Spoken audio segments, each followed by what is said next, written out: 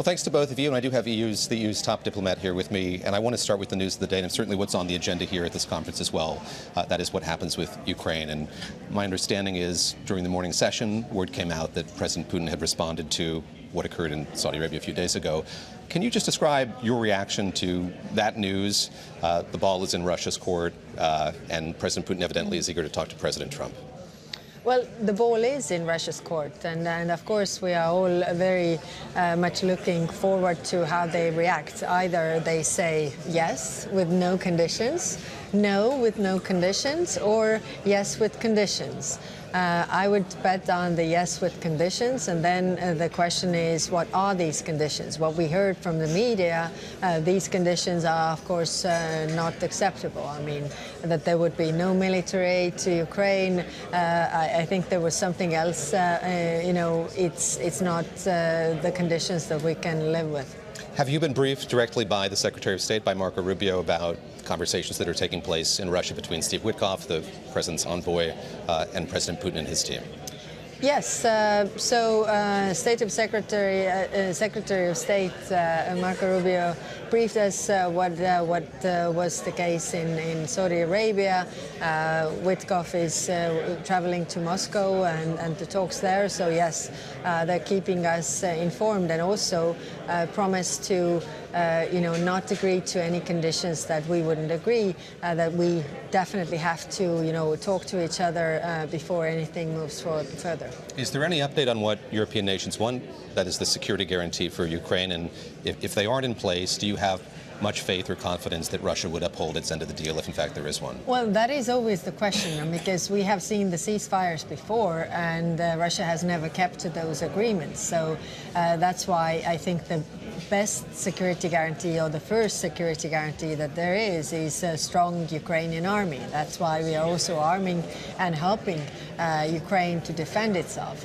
I mean, we need to work with that. We don't have any guarantees from Russia's side that they are intending to keep those agreements.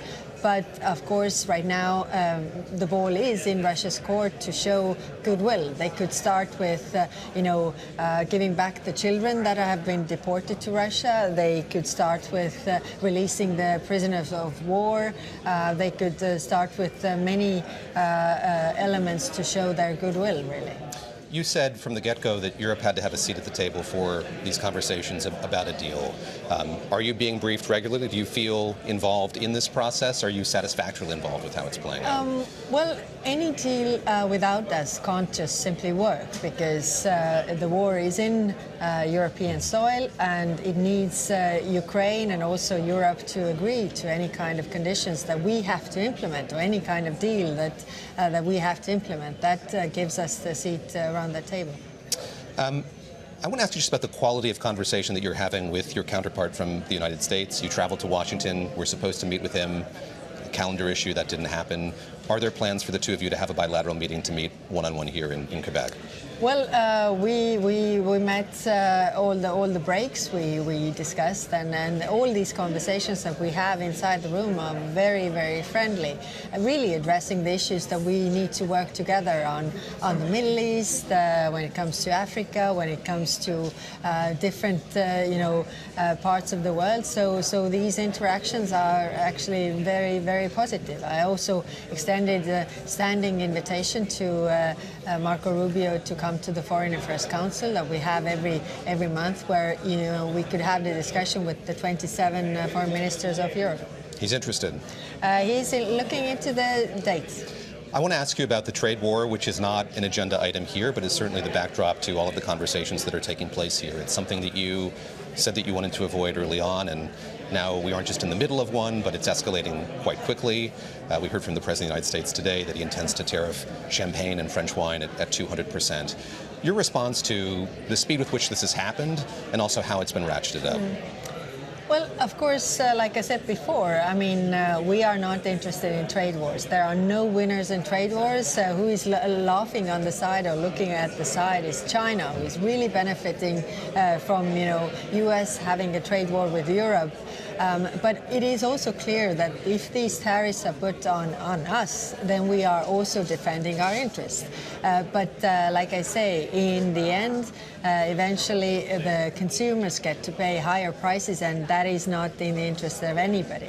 So we really try to avoid these things, but of course we see this news coming all the time. I think right now it's important to keep cool head because we see the statements, and then what it really matters is the actual steps, the legal acts that are done, and then we are also ready to react.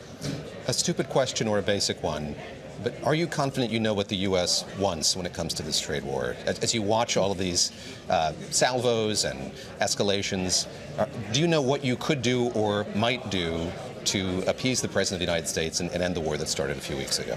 Well, of course, you have to ask the President of the United States what is their goal regarding this.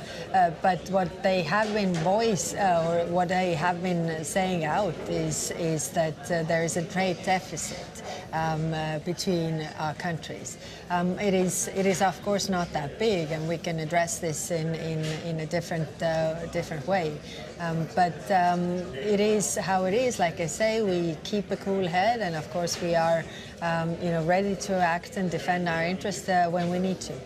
Your focus, of course, has been on the proceedings here, but in Germany, the parliament is debating a spending package and spending more money on defense. That country is in a unique position to do that. Is there more that the EU could do to help other countries that don't have the same kind of fiscal bandwidth that Germany does to defend themselves? Well, we came with the proposal that has several elements, how to find the funding to increase defense spending, because it is clear that we need to invest more in defense. There are different elements. They were presented last week, but I think, also very important part is how to open really the private funds also for defense spending. And there, I think key is also the European Investment Bank changing its rules, because it's also an example for any kind of other bank to not put the defense investments in the same pocket as gambling, for example, which is not good for bankable investments. So I think these are good steps, but we need to move much faster. That is very clear, and the will is there. I note your sartorial signifier. You're wearing red with a maple leaf. Your German counterpart also expressing her solidarity with the Canadians, who, of course, are the subject of this trade war as well. What message are you trying to send, yes, by doing that, but also here in conversation with your colleagues from the G7?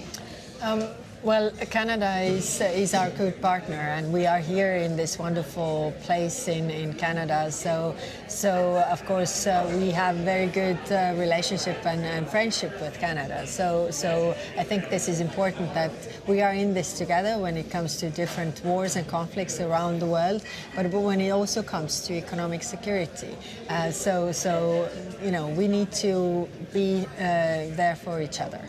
I imagine that there is an element of this that's disorienting. This is a group of allies, and you have one now who's not waging a shooting war against other members of this multilateral institution, but is waging a trade war.